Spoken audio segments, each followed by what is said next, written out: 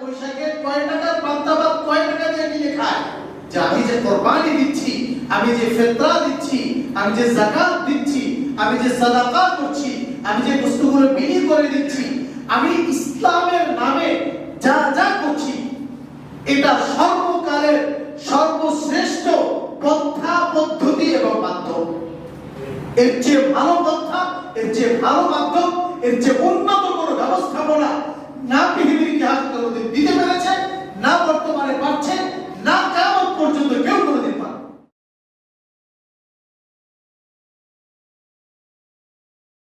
ওই যে অনেকে বলে না যে দারিদ্র বিমোচনের জন্য এই কোরবানির পশুগুলো জবে না করে টাকাগুলো যদি তাদেরকে দেওয়া হতো তাহলে কত উপকার হতো। এটার আমি একটা জরিপ ইদানিং পাইলাম, এর আগে আমি পাইনি। জরিপটা হলো 95 লক্ষ পশু এক বছর জবে হয়, কম বেশি জরিপ তো। সেখান থেকে 60 লক্ষ থাকে গরু আর 35 লক্ষ থাকে ছাগল বাগদা। এভারেজ যদি এটার খরচ ধরা হয় 18,875 কোটি টাকা এটার পিছনে খরচ।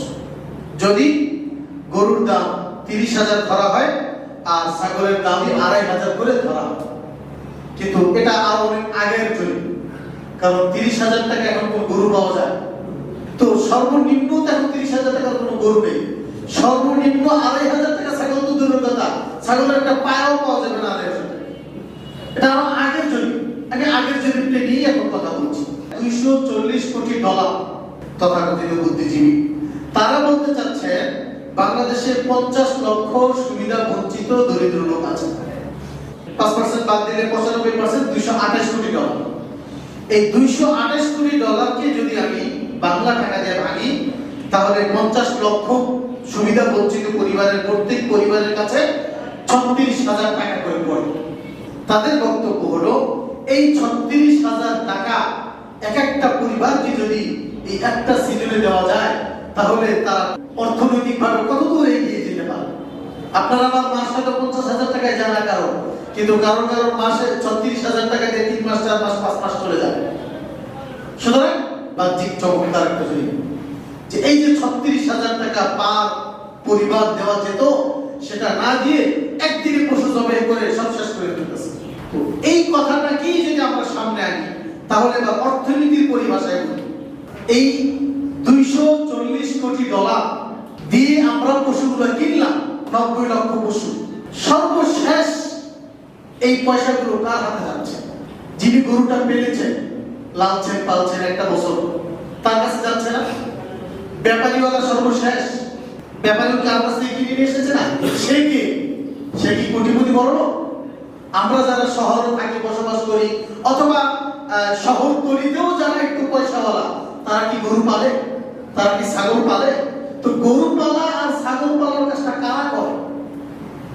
নিশ্চয়ই ওই সুবিধা বঞ্চিত লোকগুলোই করে। তো এই যে $240 কোটি পার পরিবার 36,000 টাকা, এটা তো এক সপ্তাহের মধ্যে সুবিধা বঞ্চিত পরিবারগুলোর কাছেই আমরা পৌঁছে দিচ্ছি। এক একটা গরু গ্রাম থেকে আসে, গ্রাম থেকে আস্তে আস্তে আস্তে আপনার আমার বাড়িতে এসেছে, টাকাগুলো যেতে যেতে যেতে ওই সেই গ্রামের সুবিধা বঞ্চিত লোকের কাছে, সেই রাখালের কাছে, সেই গরিবের কাছেই চলে গেল। তাহলে এক সপ্তাহের মধ্যে $240 কোটি বা $228 কোটি 50 লক্ষ গরিব পরিবারের কাছে আমরা পৌঁছে দিলাম।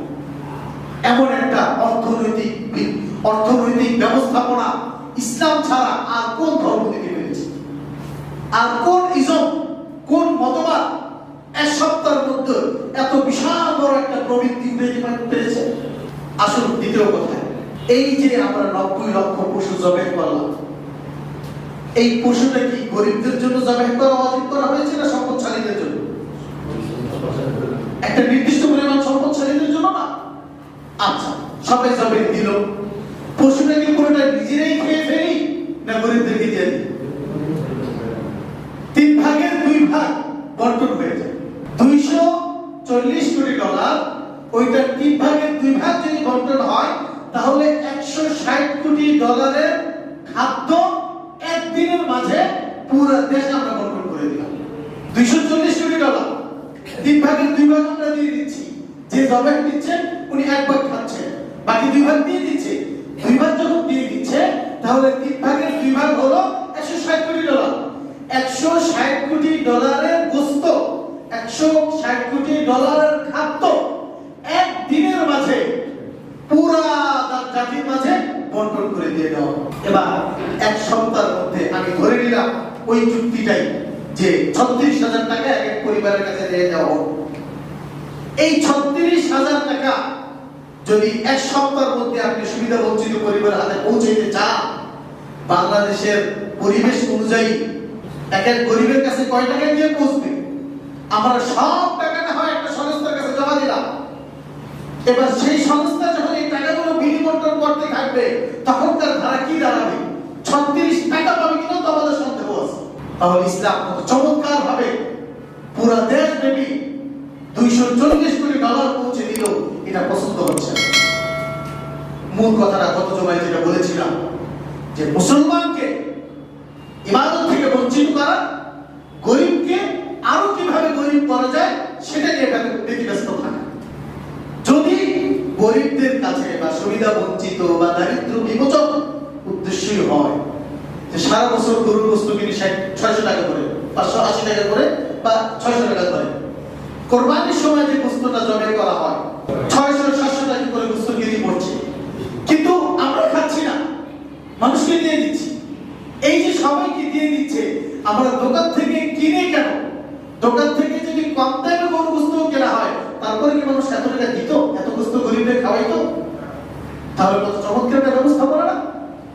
এরপর বাংলা 600 টাকার গোশত আমরা 800 টাকা কিনছি, কিন্তু পয়লা বৈশাখে কয় টাকার পান্তা ভাত কয় টাকা দিয়ে কিনে খায়? পয়লা বৈশাখে কয় টাকার পান্তা ভাত কয় টাকা দিয়ে কিনে খায়? ওইখানে যে অপচয় হচ্ছে, ওই টাকাগুলো দারিদ্র বিমোচনের জন্য ব্যয় করা যায় না? এছাড়াও বাংলাদেশের আরো নানা উদ্যোগকে সামনে রেখে যে পরিমাণ খরচগুলো হয়ে থাকে, এই টাকাগুলো দেওয়া যায় না? ওইগুলোর ব্যাপারে কোনো আলোচনা নাই।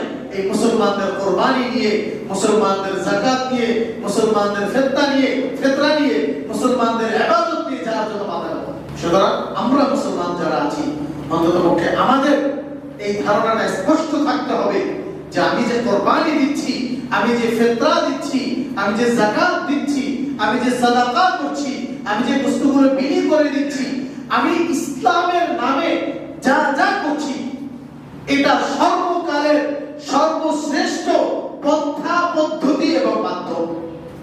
এর চেয়ে ভালো পন্থা, এর চেয়ে ভালো মাধ্যম, এর চেয়ে উন্নত কোনো ব্যবস্থাপনা না পৃথিবীর ইতিহাসে কোনোদিন দিতে পেরেছে, না বর্তমানে পাচ্ছে, না কিয়ামত পর্যন্ত কেউ কোনোদিন পারবে।